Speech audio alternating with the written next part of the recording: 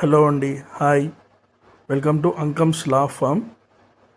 నేను అడ్వకేట్ అండి, వరంగల్లో ప్రాక్టీస్ చేస్తున్నా, వరంగల్ హన్మకొండ కోర్టులో. And no I'm explaining the civil rules of practice and circular orders of 1980. తెలంగాణకైనా ఆంధ్రప్రదేశ్కైనా సేమ్ రూల్స్ ఉంటాయండి. సిఆర్పి అంటే civil rules of practice, which regulates the procedure to be followed by the civil courts in the state and both the states. Civil suit వేయడానికి బ్రీఫ్గా మనం కొన్ని topics చూద్దామండి. కొన్ని అంటే దాదాపు all topics we will cover. First stage ఏంటిదంటే plaint అండి, ప్రజెంటేషన్ ఆఫ్ ప్రొసీడింగ్స్. అంటే ఇందులో ప్లెయింట్, దానికి సంబంధించిన petitions, applications, affidavits, formatting, verification, signature, court fees, ఇవన్నీ ఉంటాయండి. ఈ ఫార్మాట్లోనే మనకు ఫస్ట్ స్టేజ్ అనేది ఉంటుందండి. సెకండ్ ఇంటర్లోక్టరీ అప్లికేషన్స్ అండి. ఇందులో ఏంటిదంటే ఏమన్నా ఐఏఎస్ వేసేది ఉంటుందండి. ప్రొసీజర్ ఆఫ్ ఫైలింగ్ ఐఏఎస్, ఇది అంటే కౌంటర్స్ కానీ, నోటీస్ కానీ, హియరింగ్స్ కానీ, డిస్పోజల్ కానీ, ఇవి ఇందులోకి వస్తాయండి. నెక్స్ట్ మనం తర్వాత సమ్మన్స్ ఇష్యూ చేస్తామండి. సమ్మన్స్ ప్లెయింట్ దగ్గర నుంచి ఇష్యూ చేస్తాము.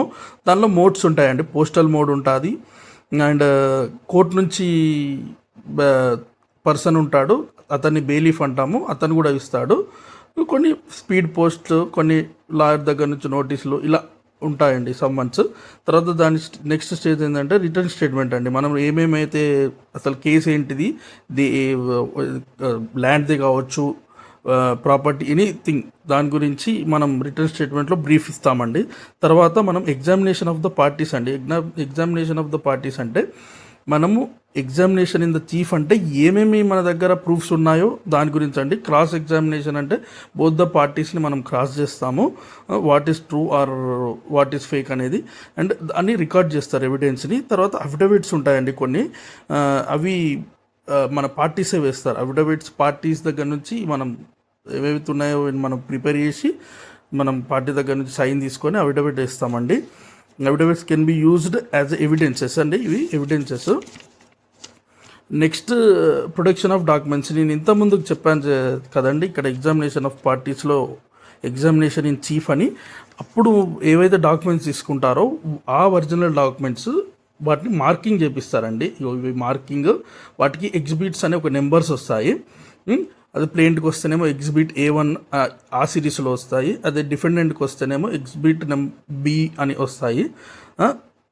అలా ఉంటాయండి. తర్వాత కమిషన్స్ అంటే ఇష్యూ ఆఫ్ కమిషన్ ఫామ్ కానీ, examination of witnesses, local inspection, recording evidence. అంటే అడ్వకేట్ కమిషనర్ని కొన్ని ప్రాపర్టీస్కి అపాయింట్ చేస్తారండి. చేసి దానికి సంబంధించింది జడ్జి గారు ఏమడుగుతారంటే ట్రూ ఆర్ ఫాల్స్, మీరు ఒకసారి కమిషన్ని అపాయింట్ చేసి ఇట్స్ ట్రూ ఆర్ నాట్ అనేది తెలుసుకోవడానికి అడ్వకేట్ కమిషనర్ అనేది అపాయింట్ అవుతారండి. తర్వాత అడ్జర్న్మెంట్స్ అండి. అడ్జర్న్మెంట్స్ అంటే grounds of adjournments and restrictions to avoid delay. ఇప్పుడు అడ్జర్న్మెంట్ ఎందుకు వేస్తామంటే హియరింగ్ని పోస్ట్పోన్ చేయడానికి మనం అడ్జర్న్మెంట్స్ని వాడతామండి.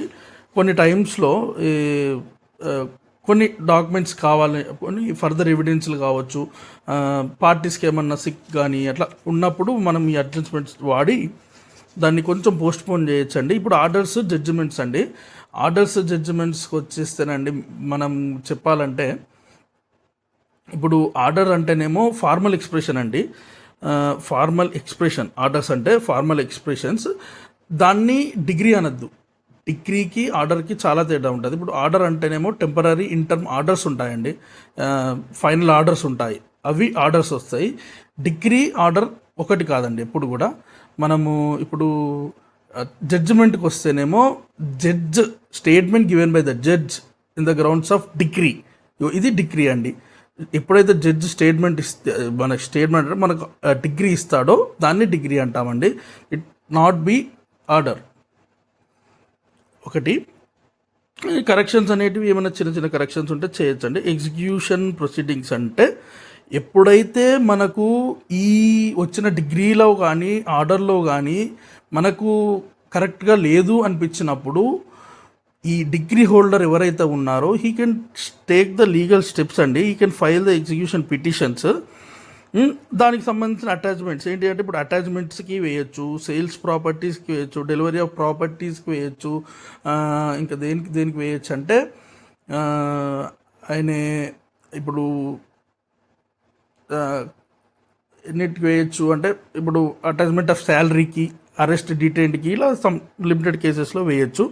అపీల్స్ అండ్ రివిజన్స్ అంటే ఇక్కడ మనకు న్యాయం జరిగినప్పుడు చిన్న కోర్టులో, district court or municipal court, anything అక్కడ న్యాయం జరిగినప్పుడు మనం we can appeal to the high court for best order or decree అని ఇది ఉంటుంది.